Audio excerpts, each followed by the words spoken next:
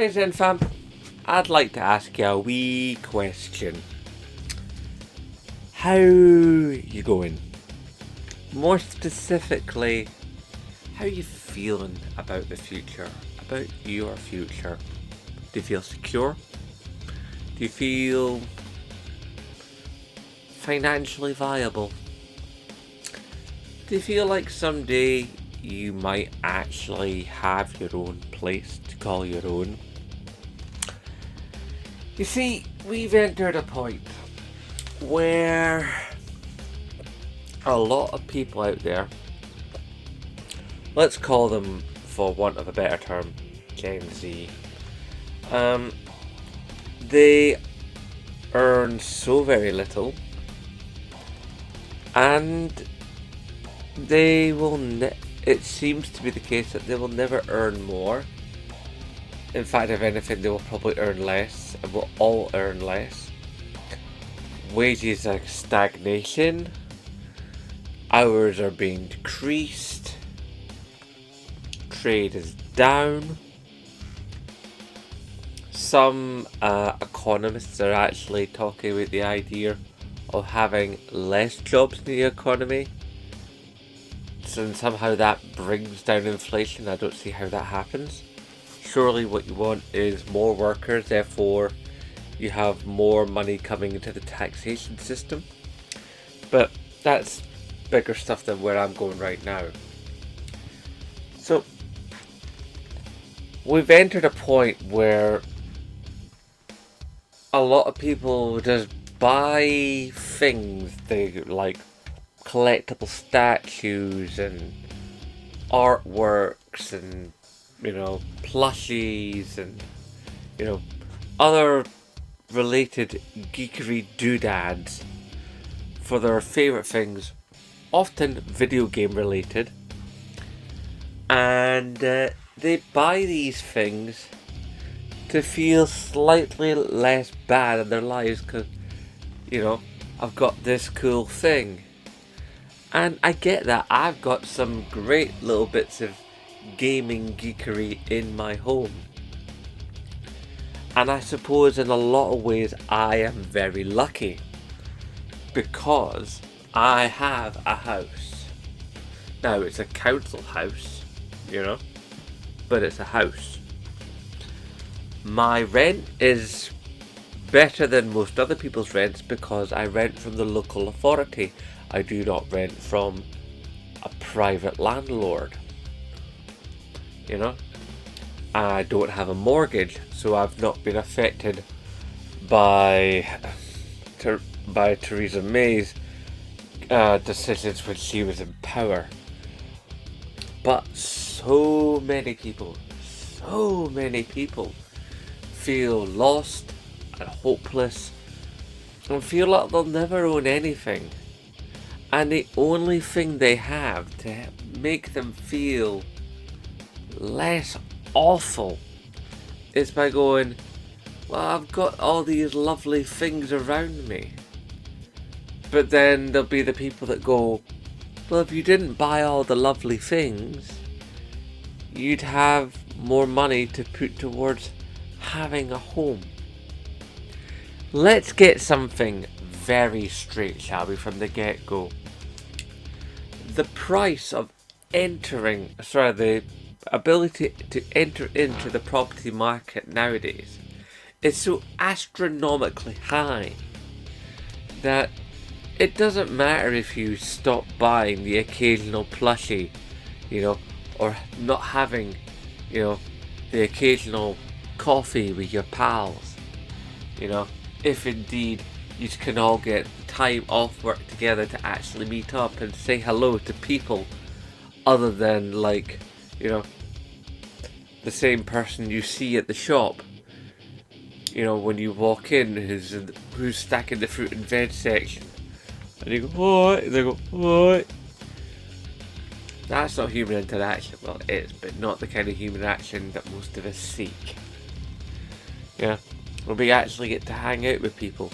I used to hang out with pals all the time. But nowadays, we're all split to the four winds. It's like we all work various different hours, you know. And even if we didn't work this, even if we did work hours where we could see each other, there's nowhere we can go because we can't afford to do anything.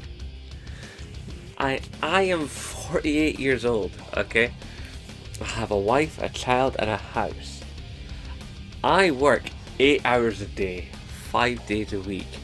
I travel an hour 40 to my job and an hour 40 back from my job. I'm out the house at 11:15 in the morning. I'm generally back in my house 11:45 at night. I'm out the house basically 12 and a half hours of the day. I come home, I've jumped a mug of tea, I might watch a couple of videos to decompress on YouTube, and then I go to bed, I get up, I get my boy to school, and I might end up doing like dishes or some sort of thing around the house, and maybe 1 or 2 days of that week I might squeeze in a bit of gaming, you know, in the morning. But generally speaking, I hope to do that on the weekends, but sometimes the weekends are taken up with chores and stuff, you know, or hanging out with my family so I can actually maintain a family relationship. So, you know, my kid actually sees me growing up and I actually see him. So, we're squeezed and squeezed and squeezed, you know. And geekery and gaming go hand in hand. So the idea that you can taste these tiny little pockets of freedom and undrudgery, you know, for want of a better term, by buying the occasional action figure or statue or poster or t-shirt or plushie or whatever, then if that's going to help somebody get through this so-called life, then don't have a go at them for doing so, because it's helping this, and without this you don't get very far. You're gonna have some level of mental health, and sometimes the idea of just buying a little fun thing, you know, as a release, sort of like, you know, well, life's a bit poo, but look at this cool Pikachu, you know, he's wearing a little jacket and he's got on a little hat, he looks like Sherlock Holmes, oh my god, you know.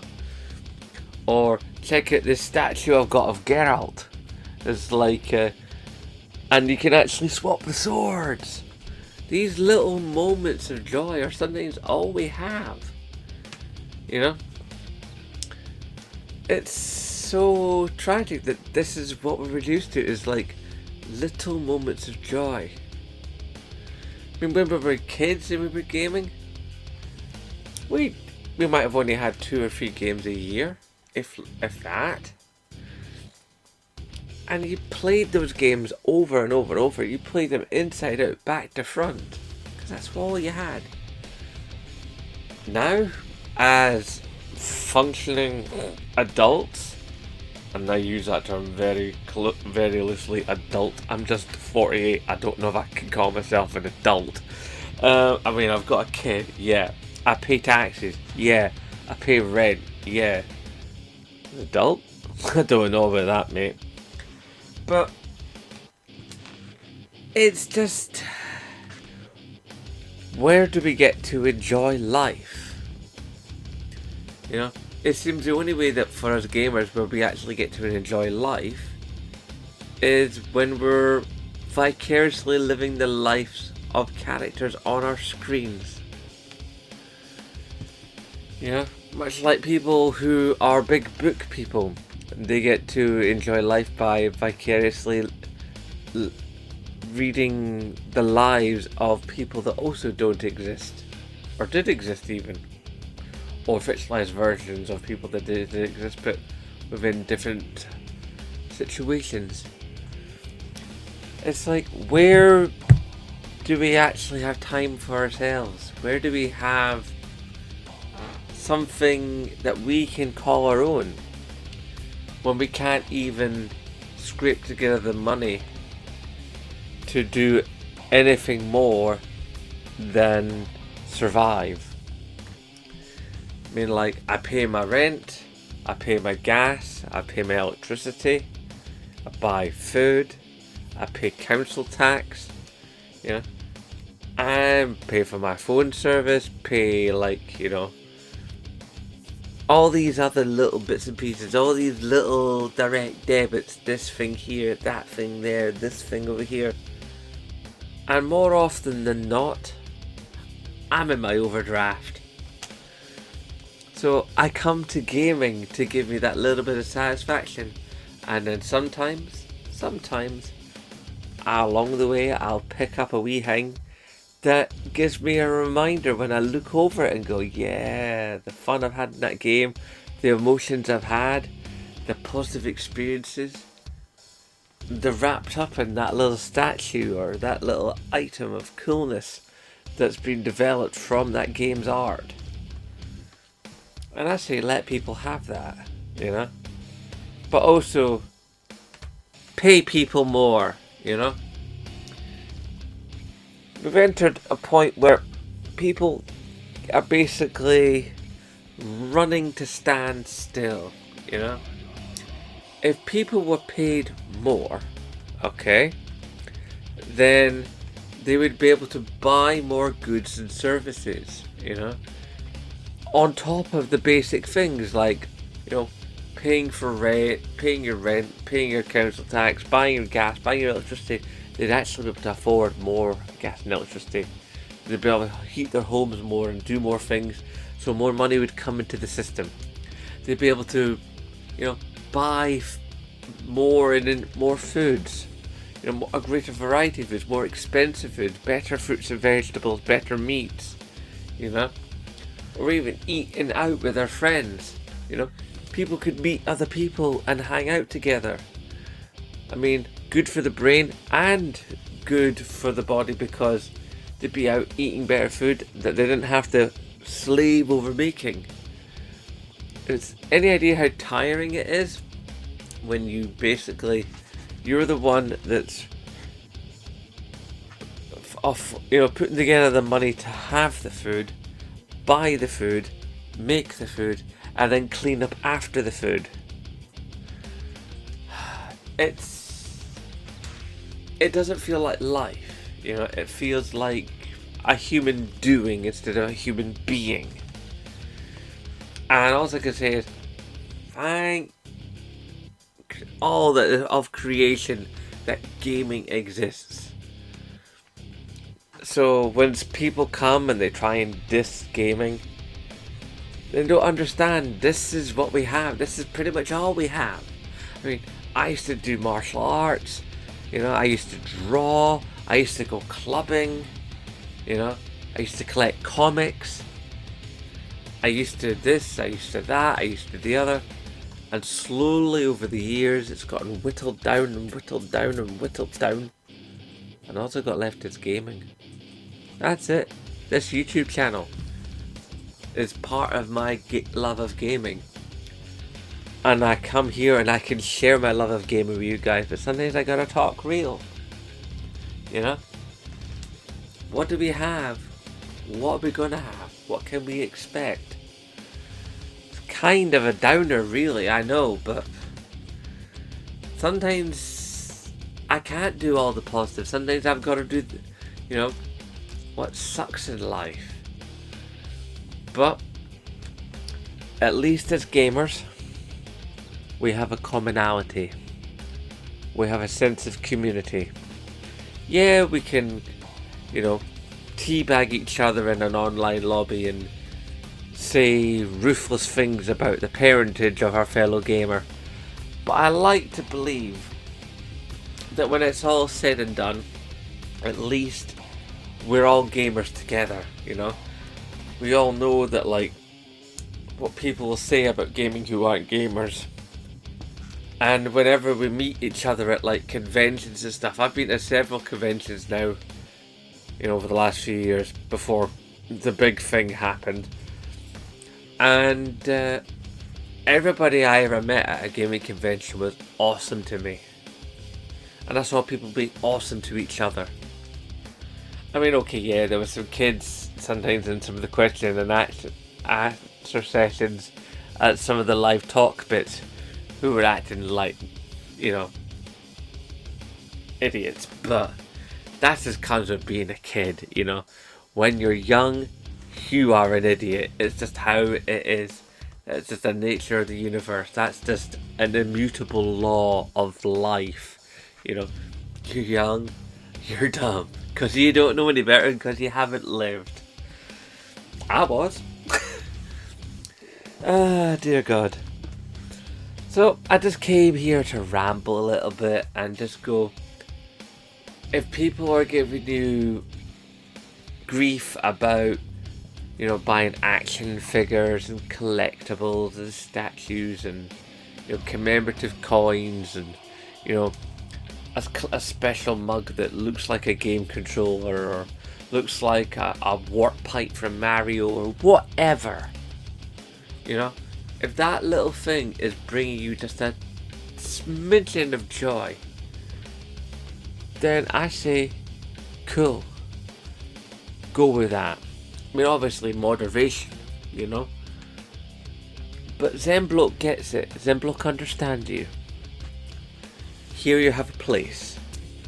So, and you can sound off in the comment section if you want to about, how these things make you feel and what it's like to actually have something that you can look forward to. Because so often in life, especially in the 2020s, we just feel like we just continue to push forward and push forward, but we don't know what we're pushing forward to because we can't see anything in the future that we can afford, that we can push forward to. Existential crisis. Oh, God. Well, I just wanted to get that out, guys, and just sort of chat it over, mull it over, and let you know, if you're thinking these things, that you're very much not alone. A lot of us are. A lot of us are just, working for the weekend, as it were.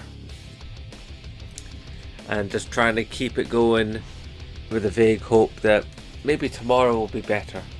And maybe it will, I mean, maybe one day, we can not have a government that's trying to sell off our NHS and pump sewage into our water system and, sell everything off to billionaires and make themselves millionaires in the process. Maybe one day there'll be an independent Scotland. I could go for that, I know some people don't want that, and I dig that's not what you might want, but I do. It's just, there's got to be a way to find happiness, but at least we have gaming, at least we can pick up the sticks and we can spend some time, regardless of how long it is, but some time away from our lives. We can be somewhere else, we can be someone else, and that makes us lucky in some ways, so even if you're living with your parents and you're like, you're wondering if you'll ever be able to afford the deposit for renting one room with 4 other people, and hoping to find a job that will pay you more than minimum wage because, that's how expensive life is. I wish you every luck out there. And just hold it together. Hold it together. That's all I've got. And if you ever need to, you want to say stuff in the comment section, that I will always respond. And hopefully I can say something that, maybe dulls the ache in your mind. Okay, big love to you, Zen fam. I hope you get through whatever it is you got to get through. And if you've gotten through it, then let the rest of us know how to do it. This has just been as a little sort of ramble and a little bit of solidarity. Hashtag support Scottish YouTubers, and of course, as always, aye, nae bother.